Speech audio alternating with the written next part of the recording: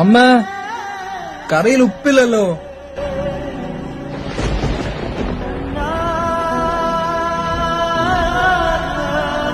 അമ്മ. എന്താടാ, എന്തിനാ അമ്മേനെ വിളിക്കണേ?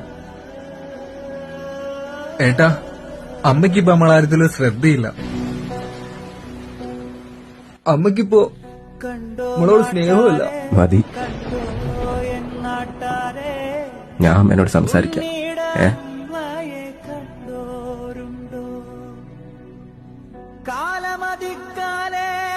അമ്മ,